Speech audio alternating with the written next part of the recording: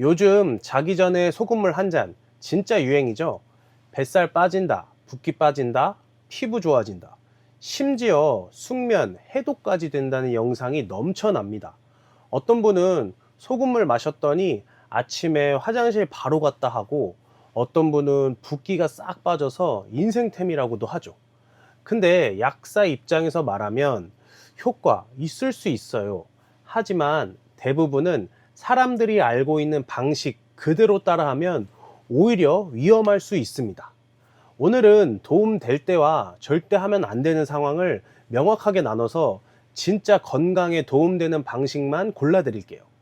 소금물은 분명 장점도 있지만 체질에 따라 혈압을 올리기도 하고 위장에 자극을 줄 수도 있고 밤에 마시면 오히려 숙면을 방해하는 경우도 있어요. 그래서 오늘은 단순히 좋다, 나쁘다가 아니라 어떤 사람에게 효과가 있고 어떤 사람은 진짜 조심해야 하는지 약사 입장에서 균형 있게 설명해 드릴 겁니다. 소금물, 무턱대고 마시기 전에 이 영상 먼저 보고 본인에게 맞는지 꼭 확인해 보세요. 그럼 왜 이렇게 많은 사람들이 소금물이 숙면에 좋다, 피부가 좋아진다, 붓기가 빠진다 고 느낄까요? 여기엔 몇 가지 과학적인 이유가 있습니다. 첫째, 소금물에는 마그네슘, 칼륨 같은 미네랄이 조금씩 들어있어요. 이 미네랄들은 신경을 안정시키고 근육을 이완시키는데 특히 마그네슘은 잠들기 직전에 긴장을 풀어주는 데 도움을 줍니다. 둘째, 나트륨의 삼투압 작용 때문이에요. 적당량의 나트륨은 체액 균형을 잡아주고 밤에 소변 때문에 자주 깨는 분들에겐 일시적으로 야간뇨를 줄여주는 효과가 있을 수 있어요. 이게 숙면에 도움됐다는 후기의 정체입니다. 셋째, 가벼운 소금물은 수면 중 탈수를 막아주는 역할도 합니다. 잘 때 입이 바싹 마르거나 코가 막히는 분들은 밤새 수분이 빠지면서 생기는 현상인데 소금물이 체액을 잡아줘서 그런 불편이 줄었다고 느끼는 거죠. 그래서 정리하면 소금물이 숙면에 도움이 될 수 있다는 말은 완전히 틀린 말은 아니에요. 효과가 나타나는 사람도 분명 있습니다. 하지만 여기서 꼭 알아야 할 점이 있어요. 소금물이 누구에게나 좋은 맞는 건강법은 절대 아니라는 겁니다. 체질, 식습관, 몸 상태에 따라 효과가 완전히 달라져요. 먼저 고혈압이나 심장, 신장 질환이 있는 분들, 이분들은 소금물 섭취 시 정말 조심해야 합니다. 나트륨이 조금만 과해져도 혈압이 오르고 체액이 쌓이고 심장과 신장에 부담이 크게 늘어날 수 있어요. 그리고 이미 짜게 먹는 식단을 가지고 있는 분들, 여기에 소금물까지 더하면 붓기 빠진다는 후기와는 정반대로 오히려 얼굴 붓고 혈압까지 올라가는 경우가 많습니다. 또 하나, 소금물로 해독된다, 노폐물이 빠진다는 표현, 이건 과학적으로 정확한 말이 아니에요. 우리 몸에서 독소 제거는 간과 신장이 담당합니다. 소금물은 그 과정에서 간접적인 도움이나 균형을 맞추는 역할 정도는 있을 수 있지만 해독 효과가 핵심 기능은 아닙니다. 결론은 간단해요. 소금물은 누구나 똑같이 좋은 건강법이 아니라 개인의 상태에 따라 완전히 달라지는 선택지라는 겁니다. 나한테 맞으면 장점이 생기고 안 맞으면 오히려 몸을 더 힘들게 할 수도 있어요. 그럼 실제로 소금물을 마셔본 사람들은 어떤 반응을 보였을까요? 저도 여러 영상의 댓글과 후기들을 보면서 정리해봤는데 반응이 정말 극단적으로 갈립니다. 먼저 효과를 느낀 사람들은 이런 반응이 많아요. 자다가 깨지 않아서 너무 좋다. 밤마다 화장실 다니던 게 줄었다. 긴장이 풀려서 푹 잤다. 이런 분들은 대부분 잠 잘 때 탈수가 잘 오거나 미네랄 밸런스가 조금 흔들린 체질일 가능성이 높아요.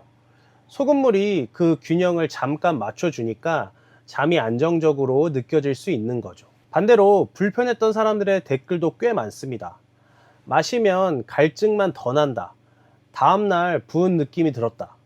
혈압 올라서 더 잠이 안 오더라. 이런 반응은 나트륨 섭취가 이미 높은 식습관이거나 이 순환기계, 혈압이 민감한 체질에서 흔하게 나타나는 패턴이에요. 즉, 이들에게 소금물은 숙면보다 부담에 가깝습니다. 그래서 실제 후기들을 종합해보면 어떤 사람에게는 확실히 도움이 되지만 누군가에게는 오히려 상태를 악화시키는 경우도 많다는 걸 알 수 있어요. 그래서 지금부터 누가 마시면 도움되고 누가 피해야 하는지 정확하게 그 기준을 나눠서 설명드릴게요. 여러분이 소금물이 맞는 체질인지 아니면 피해야 하는 체질인지 스스로 체크할 수 있도록 간단하게 설명을 드릴게요. 먼저 소금물이 도움될 가능성이 높은 사람들에 대한 설명인데요. 제가 하는 질문에 예스가 3개 이상이면 소금물이 어느 정도 도움이 될 가능성이 있습니다.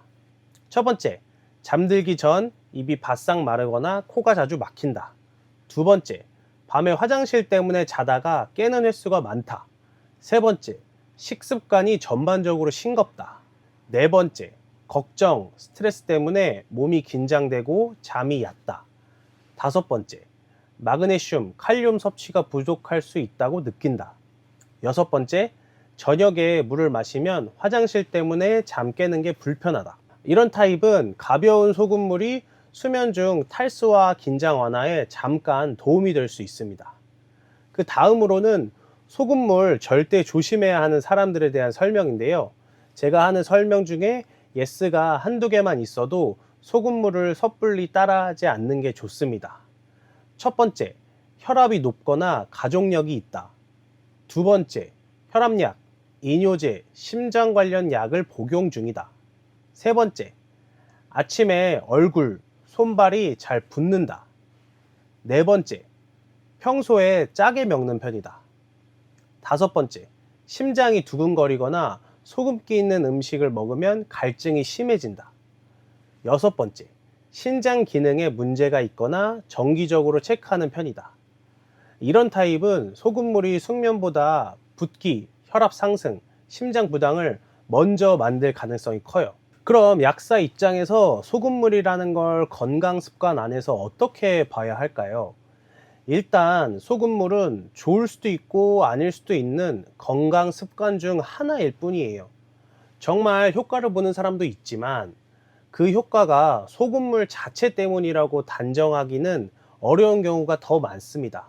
왜냐하면 밤에 자꾸 깨는 이유만 해도 스트레스, 늦은 저녁 식사, 카페인 섭취, 호르몬 변화, 수면 루틴 무너짐 등 소금물 말고도 원인이 훨씬 많거든요. 실제로 댓글 보면 소금물 마셨더니 잠이 잘 온다는 분도 있지만 그분들이 동시에 카페인을 줄였거나 늦게 먹던 야식을 끊었거나 스트레스가 줄어든 상황일 수도 있어요. 이런 것들이 영향을 준 경우가 훨씬 많습니다. 그래서 저는 몸이 안 좋아서 잠을 설친다기보다 전반적인 루틴이 흐트러져서 생기는 경우가 더 많다고 봐요. 즉, 소금물 한 잔이 해결해 줄 수 있는 문제는 현실적으로는 아주 제한적이에요. 그리고 이건 절대로 소금물이 나쁘다는 뜻이 아니라 소금물이 전체 건강 관리의 한 조각일 뿐이라는 의미입니다. 이걸 만병통치약처럼 생각하면 오히려 건강을 놓칠 수 있어요. 그래서 저는 어떤 건강 트렌드든 소금물 하나만 보지 말고 내 마음, 내 루틴, 내 생활 습관 전체를 함께 본다는 관점이 훨씬 더 도움되는 접근이라고 생각해요. 어찌되었건 소금물이 정말 잘 맞는 분들도 있겠지만 아예 아무 변화가 없는 분들도 있어요. 그리고 이런 분들의 특징을 보면 공통점이 있습니다.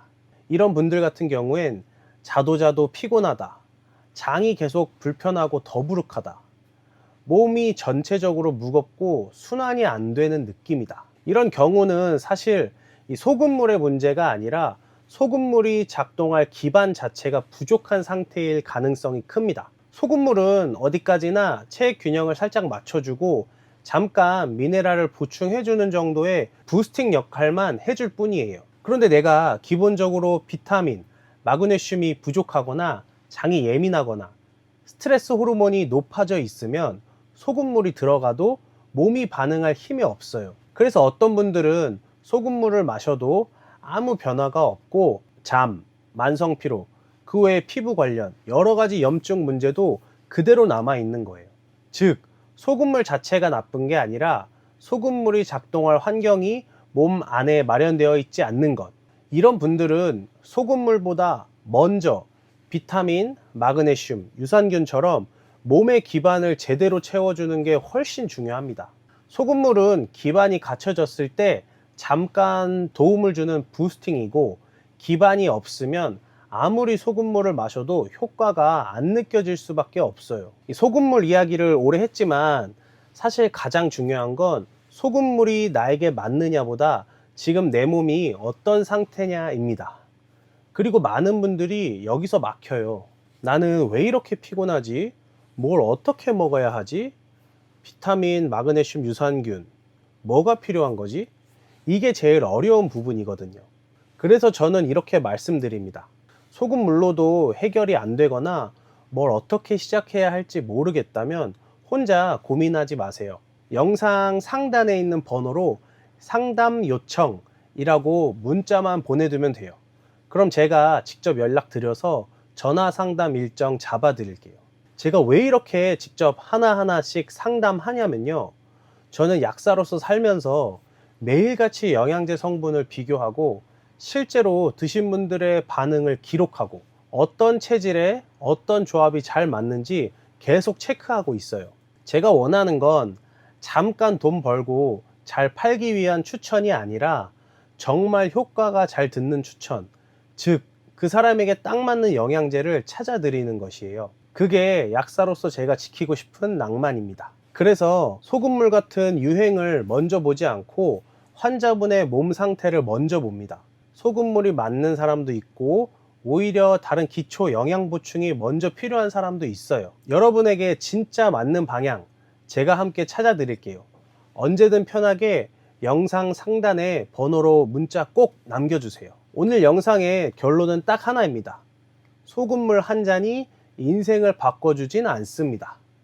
하지만 몸을 살피는 작은 습관 하나가 건강의 방향을 바꿔줄 수는 있어요. 중요한 건 유행이니까 먹는다가 아니라 내 몸에 정말 맞는지 확인하는 겁니다. 누구에게는 숙면에 도움이 될 수 있지만 다른 누군가에게는 혈압을 더 올릴 수도 있거든요. 그래서 체크가 필요합니다. 저는 약사로서 한 사람 한 사람의 몸 상태에 맞는 진짜 현실적인 방법을 알려드리고 싶어요. 소금물이든 영양제든 식습관이든 말이죠. 당신에게 필요한 변화가 무엇인지 제가 함께 찾아드릴게요. 언제든 영상 상단의 번호로 상담 요청 보내주세요. 혼자 고민하지 않으셔도 됩니다. 오늘 내용이 여러분들의 몸을 이해하는데 조금이라도 도움이 되셨다면 구독과 좋아요 부탁드리고요. 저는 다음 영상에서 구독자님들의 몸과 마음에 도움이 될 작은 낭만 하나 더 들고 오겠습니다. 감사합니다.